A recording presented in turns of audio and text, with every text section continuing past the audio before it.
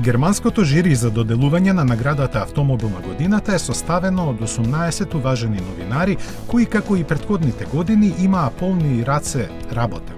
Тие мораа да ги прочешуваат дури 72 нови модели, поделени во 5 различни категории, и тоа компактна класа или автомобили со почетна цена од 25.000 евра, потоа премиум, чија цена не надминува 50.000 евра. Поскапите автомобили беа сместени во класата луксузни за оние со алтернативен погон и резервирана категоријата нова енергија, и на крај за спортските автомобили беа сместени во групата перформанс. Меѓу 5 наградени по категории се најдоа дури 3 потполно електрични автомобили, и тоа 2 модела на Volkswagen.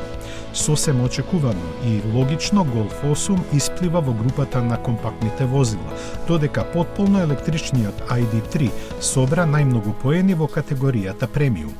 Дека непристрасноста и објективноста игра водечка улога во германскиот жири покажа изборот на шведско-кинескиот Polestar 2 во друштво на луксузни автомобили. Honda е за господари со конкуренцијата на нова енергија, додека BMW Alpina B3 ќе стартува од првата позиција на перформанс.